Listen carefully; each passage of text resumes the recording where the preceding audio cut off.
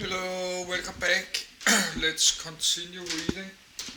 I still try to make some video in my language Danish about the history of the car and something around the cars like roads and engines and all kind of stuff related to cars.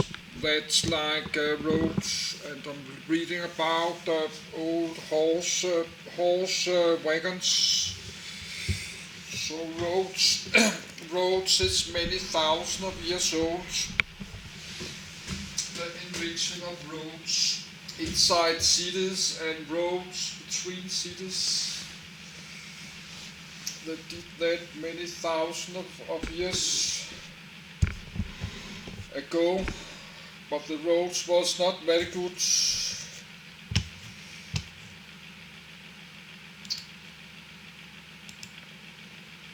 But many places in Africa is like dirt roads, like many thousands of years ago, dirt and mud roads.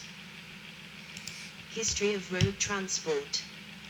The history of road transport started with the development of tracks by humans and their beasts of burden. Antiquity. The first forms of road transport were horses, oxen carrying goods over tracks that often followed game trails, such as the Natchez Trace. 1. In the Paleolithic Age, humans did not need constructed tracks in open country. The first improved trails would have been at fords, mountain passes and through swamps. 2. First improvements would have consisted largely of clearing trees and big stones from the path. As commerce increased, the tracks were often flattened or widened to accommodate human and animal traffic. Some of these dirt tracks were developed into fairly extensive networks, allowing communications, trade and governance over wide areas. The Inca Empire in South America and the Iroquois Confederation in North America, neither of which had the wheel, are examples of effective use of such paths. The first goods transport was on human backs and heads, but the use of pack animals, including donkeys and horses, developed during the Neolithic Age. The first vehicle is believed to have been the trough wagon, a frame used to drag loads, which probably developed in Eurasia after the first use of bullocks, castrated cattle, for pulling plows. In about 5000 BC, sleds developed, which are more difficult to build than travois but are easier to propel over smooth surfaces. Pack animals, ridden horses, and bullocks dragging travois or sleds require wider paths and higher clearances than people on foot, and improved tracks were required. 3. As a result, by about 5000 BC roads, including the Ridgeway, developed along ridges in England to avoid crossing rivers and bogs. 4. In central Germany, such ridgeways remained the predominant form of the long-distance road till the mid-18th century. 5. Harappan roads. Street paving has been found from the first human settlements around 4000 BC in cities of the Indus Valley Civilization on the Indian subcontinent in modern-day Pakistan, such as Harappa and Mohenjo-Daro. Roads in the towns were straight and long, intersecting one another at right angles. Wheeled transport. Wheels appear to have been developed in ancient Sumer in Mesopotamia around 5000 BC, perhaps originally for the making of pottery. Their original transport use may have been as attachments to travois or sleds to reduce resistance. It has been argued that logs were used as rollers under sleds prior to their development of wheels, but there is no archaeological evidence for this. 6. Most early wheels appear to have been attached to fixed axles, which would have required regular lubrication by animal fats or vegetable oils or separation by leather to be effective. 7. The first simple two-wheel carts, apparently developed from travois, appear to have been used in Mesopotamia and northern Iran in about 3000 BC, and two-wheel chariots appeared in about 2800 BC. They were hauled by onagers. 7. Greek street, 4th or 3rd century BC, the Porta Rossa was the main street of Elia. It connects the northern quarter with the southern quarter. The street is 5 meters wide and has an incline of 18% in the steepest part. It is paved with limestone blocks, and on one side there is a small gutter for drainage. Heavy four-wheeled wagons developed about 2500 BC, which were only suitable for oxen haulage and therefore were only used where crops were cultivated, particularly Mesopotamia. 7. Two-wheeled chariots with spoked wheels appear to have been developed around 2000 BC by the Andronovo culture in southern Siberia and Central Asia. At much the same time, first primitive harness-enabling horse haulage ways invented. 7. Wheeled transport created the need for better roads.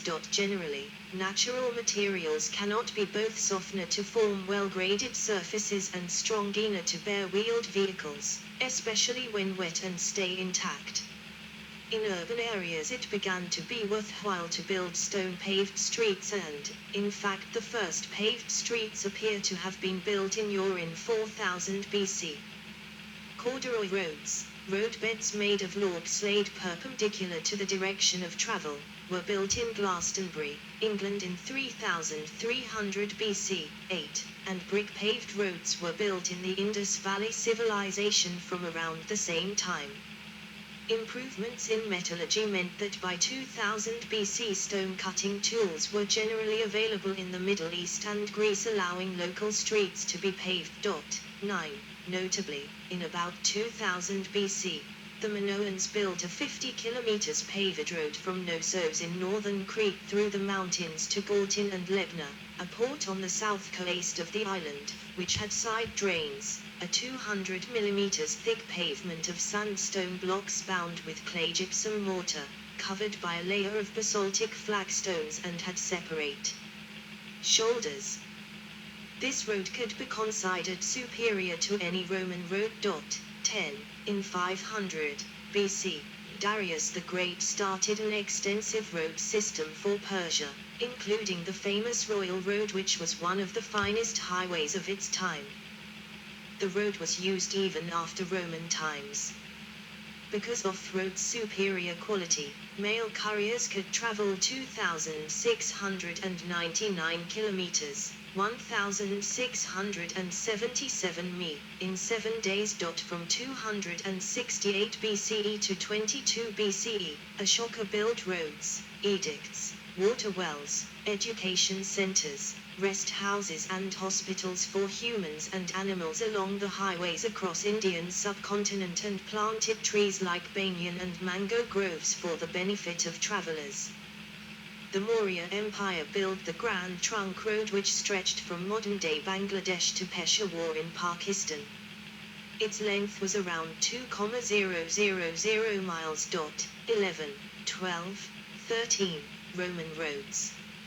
Map of Roman roads in 125 CE. With the advent of the Roman Empire, there was a need for armies to be able to travel quickly from one area to another, and the roads that existed were often muddy, which greatly delayed the movement of large masses of troops. To solve this problem, the Romans built great roads. These roads used deep roadbeds of crushed stone as an underlying layer to ensure that they kept dry, as water would flow out from the crushed stone instead of becoming mud in clay soils. The legions made good time on these roads, and some are still used millennia later. Road construction, depicted on Trajan's column on the more heavily traveled routes. There were additional layers that included 6-sided capstones, or pavers, that reduced the dust and reduced the drag from wheels. The pavers allowed the Roman chariots to travel very quickly, ensuring good communication with Roman provinces. Farm roads were often paved first on through into town, to keep produce clean. Early forms of springs and shocks to reduce the bumps were incorporated in horse-drawn transport, as the original pavers were not perfectly aligned. Middle Ages. Jan Bruel, I. Travelers on the Way. Second half of 16th century. Roman roads deteriorated in medieval Europe because of a lack of resources and skills to maintain them, but many continued to burst. The alignments are still partially used today, for instance parts of England's A1. Before the 13th century, there were organized networks of streets inside cities, merely shifting footpaths. With the invention of the horse harness and wagons with swiveled front axles that could make tight turns, urban street networks stabilized. 14. In the medieval Islamic world, many roads were built throughout the Arab Empire. The most sophisticated roads were those of Baghdad, Iraq, which were paved with tar in the 8th century. Tar was derived from petroleum accessed from oil fields in the region through the chemical process of destructive distillation. 15. Early modern period. As states developed and became richer, especially with the Renaissance, new roads and bridges began to be built, often based on Roman designs. Although there were attempts to rediscover Roman methods, there was little useful innovation in road building before the 18th century. In 18th century West Africa, road transport throughout the Ashanti Empire was maintained via a network of well-kept roads that connected the Ashanti capital with territories within its jurisdiction and influence. 16. 17. After significant road construction undertaken by the Kingdom of Dahomey, toll roads were established with the function of collecting yearly taxes. Based on the goods carried by the people of Dahomey and their occupation. 18. The Royal Road was built in the late 18th century by King Bengloric, stretched from Abomi through Kano up to Uada. 19. Between 1725 and 1737 General George Wade constructed 250 miles, 400 kilometers, of road and 40 bridges to improve Britain's control of the Scottish Highlands, using Roman road designs with large stones at the bottom and gravel on top, with a typical overall depth of 2 meters. They were so poorly aligned and steep, according to Thomas Telford, as to be unfit for the purposes of civil life and also rough and poorly drained. 20. Toll roads. Responsibility for the state of the roads lay with the local parish since Tudor times. In 1656 the parish of Radwell, Hertfordshire petitioned Parliament for help to maintain their section of the Great North Road. 21. Parliament passed an act that gave the local justices powers to erect toll gates on a section of the Great North Road near Highgate, the approach to London before turnpiking. The highway was deeply rutted and spread on to adjoining Land. North Road, between Wades Mill, Hertfordshire, Caxton, Cambridgeshire, and Stilton, Huntingdonshire for a period of 11 years, and the revenues so raised should be used for the maintenance of the Great North Road in their jurisdictions. 21. 22. The toll gate erected at Wades Mill became the first effective toll gate in England. The first scheme that had trustees who were not justices was established through a Turnpike Act in 1707, for a section of the London Chester Road between Forum Hill and Stony Stratford. The basic principle was that the trustees would manage resources from several parishes through which the highway passed, augment this with tolls from users from outside the parishes, and apply through to the maintenance of the main highway. This became the pattern for the turnpiking of a growing number of highways, sought by those who wished to improve flow of commerce through their part of a county. 21. The schedule of maximum tolls allowed on the Woodstock to Rollright Turnpike Trust on the Great Road to Worcester in 1751. In the early 18th century, sections of the main radial roads into London were put under the control of individual turnpike trusts. The pace at which new turnpikes were created picked up in the 1750s as trusts were formed to maintain the cross routes between the great roads radiating from London. Roads leading into some provincial towns, particularly in Western England, were put under single trusts, and key roads in Wales were turnpiked. In South Wales, the roads of complete counties were put under single turnpike trusts in the 1760s. A further surge of trust formation occurred in the 1770s with the turnpiking of subsidiary connecting roads, routes over new bridges, new routes in the growing industrial areas and roads in Scotland. About 150 trusts were established by 1750. By 1772 a further 400 were established and, in 1800, there were over 700 trusts. 23. In 1825 about 1,000 trusts controlled 18,000 miles, 29,000 kilometers, of road in England and Wales. 24. The acts for these new trusts and the renewal acts for the earlier trusts incorporated a growing list of powers and responsibilities. From the 1750s, acts required trusts to erect millstones indicating the distance between the main towns on the road. Users of the road were obliged to follow what were to become rules of the road, such as driving on the left and not damaging the road surface. Trusts could take additional tolls during the summer to pay for watering the road in order to curtail dust thrown up by vehicles. Parliament also passed a few general turnpike acts dealing with the administration of the trusts and restrictions on the width of wheels. Narrow wheels were said to cause a disproportionate amount of damage to the road. The quality of early turnpike roads varied. 25. Although turnpiking did result in some improvement to each highway, the technologies used to deal with geological features, drainage, and the effects of weather were in their infancy. Road construction improved slowly, initially through the efforts of individual surveyors such as John Metcalfe in Yorkshire in the 1760s. 26. British turnpike builders began to realise the importance of selecting clean stones for surfacing and excluding vegetative material and clay to make better lasting roads. 27. Turnpikes built in the United States were usually constructed by private companies under a government franchise. They typically paralleled or replaced existing routes with some volume of commerce, hoping the improved road would divert enough traffic to make the enterprise profitable. Plank roads were particularly attractive as they greatly reduced rolling resistance and mitigated the problem of getting mired in mud. Better grading to lessen the steepness of the worst stretches allowed draft animals to haul heavier loads. Civil engineering designs. Metcalfe.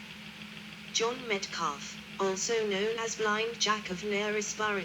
Drawn by J.R. Smith in the Life of John Metcalfe, published 1801. The first professional road builder to emerge during the Industrial Revolution was John Metcalfe, who constructed about 180 miles, 290 kilometers, of turnpike road mainly in the north of England, from 1765 when Parliament passed an act authorising the creation of turnpike trusts to build toll-funded roads in the Knaresborough area. Metcalfe won a contract to build a 3-mile, 5 kilometres, section of road between Minskip and Fansby on a new road from Harrogate to Boroughbridge. He explored the section of the countryside alone and worked out the most practical route. He believed a good road should have good foundations, be well drained, and have a smooth convex surface to allow rainwater to drain quickly into ditches at the side. He understood the importance of good drainage, knowing it was precipitation that caused most problems on roads. He worked out a way to build a road across a bog using a series of rafts made from ling, a type of heather, and furze, gorse, tied in bundles as foundations. This established his reputation as a road builder since other engineers had believed it could not be done. He acquired a mastery of his trade with his own method of calculating costs and materials, which he could not successfully explain to others. Tessiquet. Pierre-Marie Jérôme Tessiquet is widely credited with establishing the first scientific approach to road building in France. He wrote a memorandum on his method in 1775, which became general practice in France. It involved a layer of large rocks covered by a layer of smaller gravel. The lower layer improved on Roman practice in that it was based on the understanding